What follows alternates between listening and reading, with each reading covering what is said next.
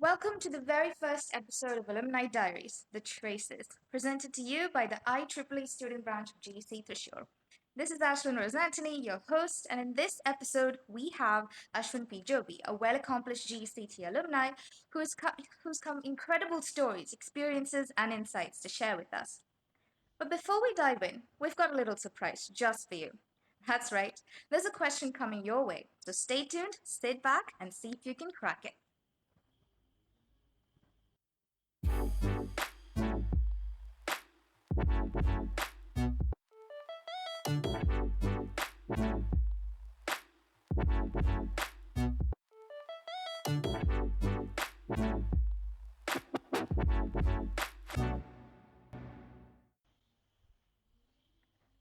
Now, before we bring Ashwin on, let me drop a few hints about his journey.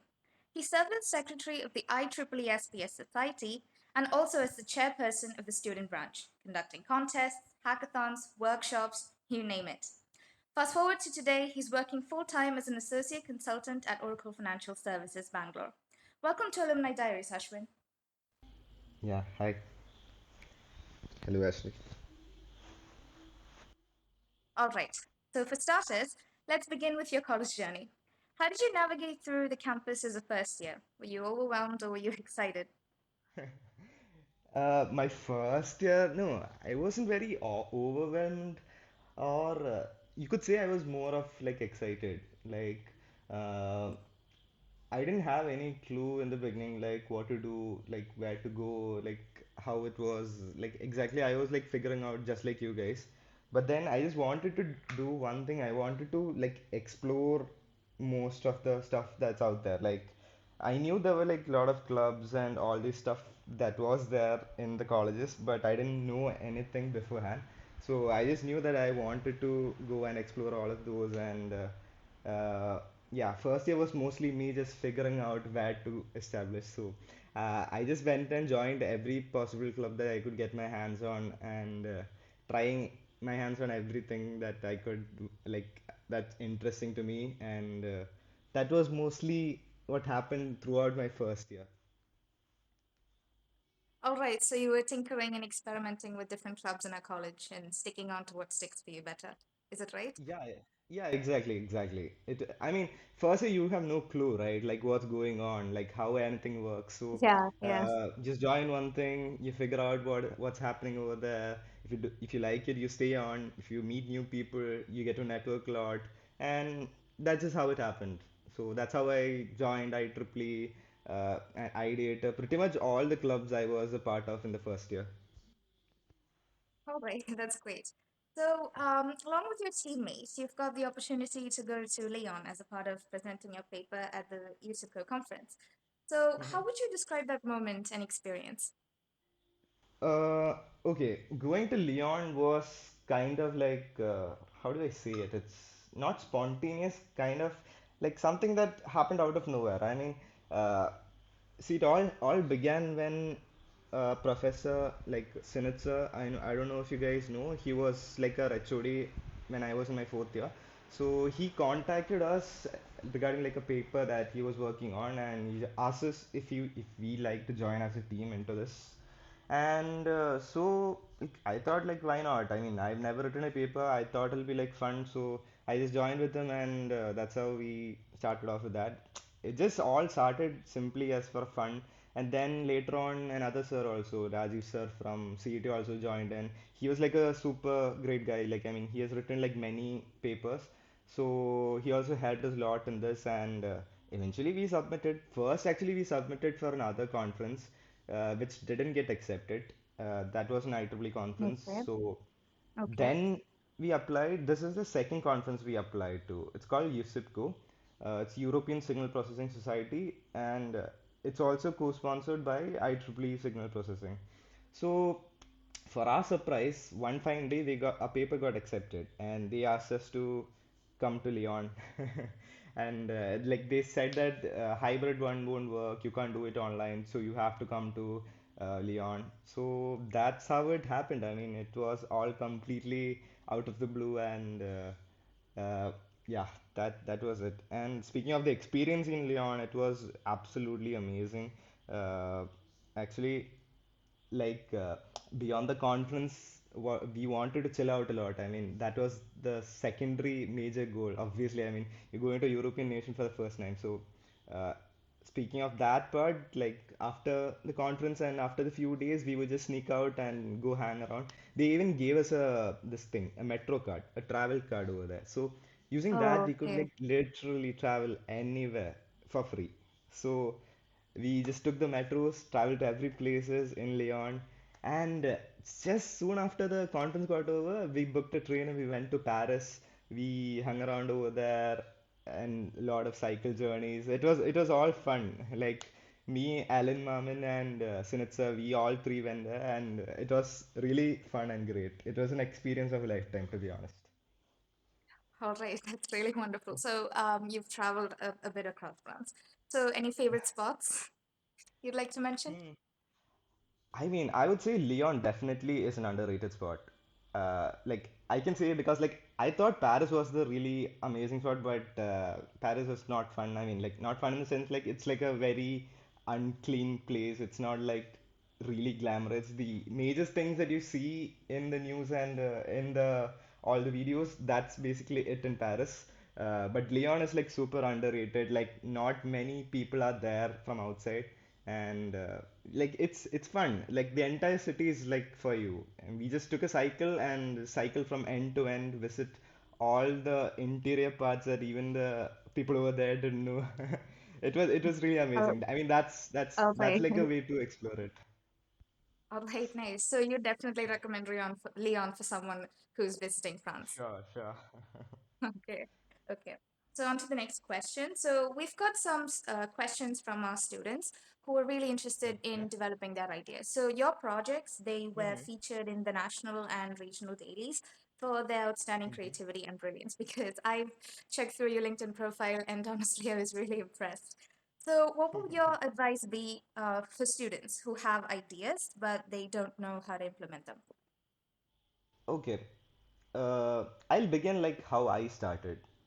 We didn't Okay. start thinking that we wanted to get in a newspaper or we wanted to go to Lyon, France. We wanted to like get on top of the world. That was not the plan. The entire plan started like for like one competition. It all happened. It was a competition Okay. that's like what they offered was if you get selected to this competition, we'll offer like a 1 day stay in a beachside somewhere. Like it's that it that hackathon happened in a beachside place. So we were completely focused on that. We didn't care about the competition. That was our goal. So for reaching that goal, we developed some idea, some simple idea. So at that time, it was like an assistive device, something related to that the competition. I didn't remember it fully. It was in my first or around the second year that period. So one of my friends just asked me like it would be really fun. We could just hang around over there. It will be really great if we could somehow get to the finals. We don't care about like if we win it or not. We could just go there and explore and have fun. So we just built something in order to explore that. But what happened was we never got selected to that. We completely lost. But uh, we somehow developed an idea for a project though. Like it happened completely, what do you say, unexpectedly. Unexpectedly. Okay.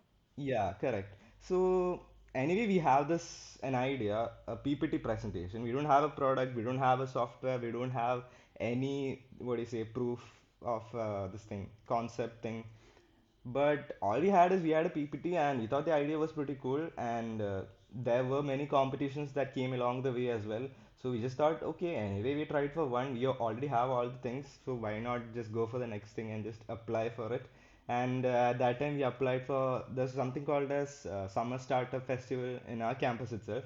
So we just simply Yeah. applied for it, we just showed the presentation and we got third prize. I mean, Well, for that PPT, it was a hardware competition. We just had a PPT, we didn't even have a software, and we just spoke randomly about like the simple idea that we had, and they gave us third prize for us, and we got some money, like some 2,000, 3,000 rupees or something. But at that time, 3,000 rupees was like what 5 mandis. So we know the value of that money at that time. So it was fabulous. I mean, at that time receiving that much money was so great. So we got hooked basically, and after that we started developing. Like, why not? Why not just make it just go one stretch further? And then came in this EYIC. Uh, that's a competition from IIT Bombay. They host it. They Okay. have like two sections: innovation and robotics. So EYIC is the innovation channel. So we just saw this. It's like a 6 month long competition slash training program. So we thought it would be fun. Even here, our end goal was we wanted to go to Bombay, we wanted to visit IIT, we wanted to have fun. So for that, this is like the path for it. So we just simply developed it. At that time, I had no clue about like any of the technologies, Arduino, Raspberry Pi, anything. Like at that time, even ChatGPT wasn't there. So all we had was our seniors. So we just simply contacted our seniors. I remember I used to have like long conversation with Ashwin Rajesh. Like he's at Nvidia right now. He was my super senior at that time. So I used to talk like 1 hour, 1.5 hours, like about these ideas and how to develop it. But he was also super busy guy at that time also. So I couldn't like get hold of him. I could just only speak in phone with him and just kind of trying to figure it out. And then there were all these super smart guys in my class itself, like Alan, Shinu, Hari, Anirudh Sriram, all these people, they were like super geniuses in my class in the technical aspect. So any doubt I had regarding the project, I would just ask them and they would just give me 10 different opinions and 10 different solutions for every problem that I would bring. And eventually we just started bringing all this stuff from here and there and put it all together and made a proof of concept.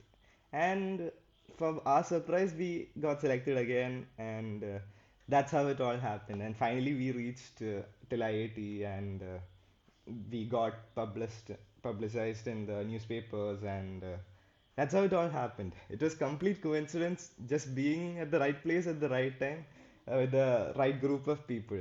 But uh, this is like why I did it. Like, end goal was to achieve something completely different, but we ended up doing this for that. But in the end, it was all worth it. So my suggestion to everyone would also be like, and I wouldn't say completely neglect this thing, but you should have like a really good, like you should be able to like visualize what you want exactly. Like by the second or third year, I used to like have a clear idea like what this product would be, like how it would work. We used to actually go in the field and meet like actual blind people, like how they would use this product, and it was generally a fun experience for us. So that is about the whole journey. So All right, that's really wonderful. So your primary goal was having fun, and then in the process, ask a lot of questions, be curious, enthusiastic, and then once everything gets sorted out like puzzles, it finally ends up in the big picture. It was actually really amazing to listen to that.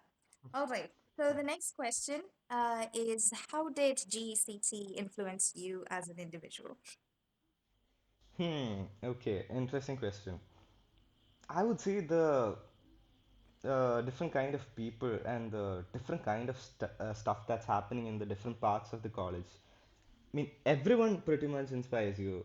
Like from SAE, they are building like really cool stuff every single day. That Yeah, that's inspired me true. a lot. There are other people like doing like really good cultural work. There are like people in architecture doing like really great artwork.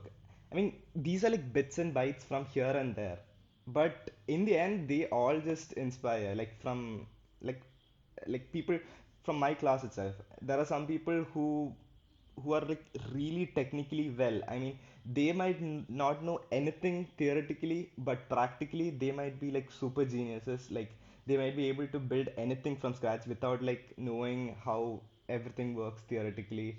And there are people like who knows like theory like crazy, and they can explain what this practical thing is doing, and everything like if you look close to it, you can get inspiration from pretty much everyone in different parts of a college.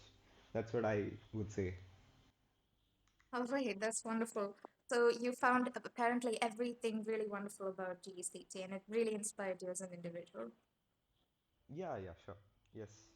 Okay, so after all this, what do you think are your future plans? Are you going to continue working, or are you going to pursue higher education?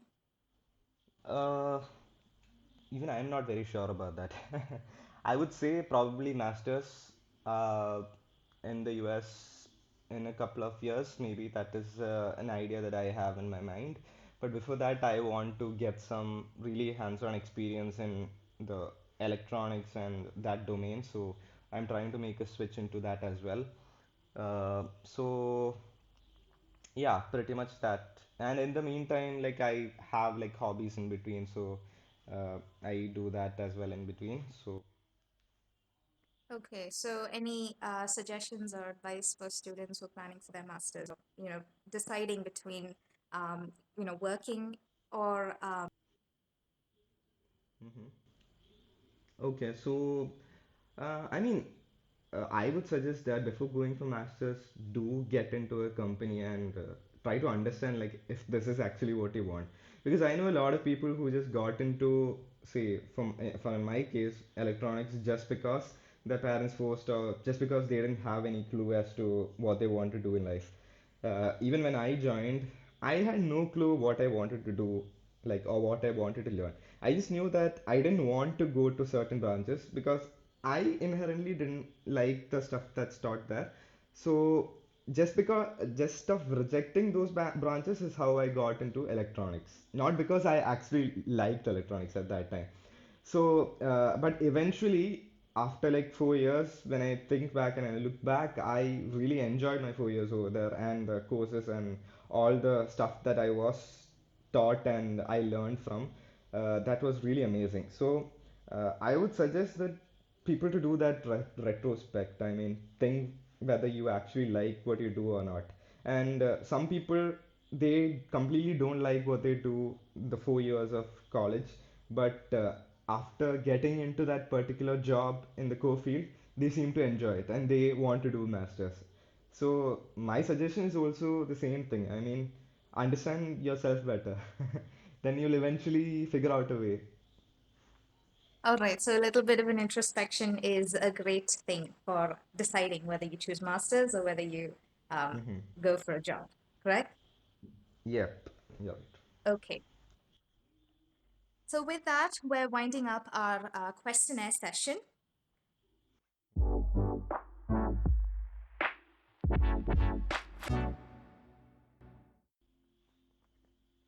All right, so now we're entering the rapid fire round. Quick questions, instant answers. Are you ready, Ashwin?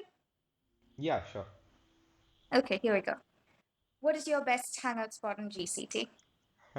Obviously, gallery. Okay. What about one subject you wish you could skip forever? Keep or skip? Skip forever. Hmm, that would be disaster management. Okay. What about books or podcasts? Which do you prefer? Podcast for sure. All right. One thing people would be surprised to know about you. What would that be? Oh, that's a tough one. I mean, even I have no clue about that.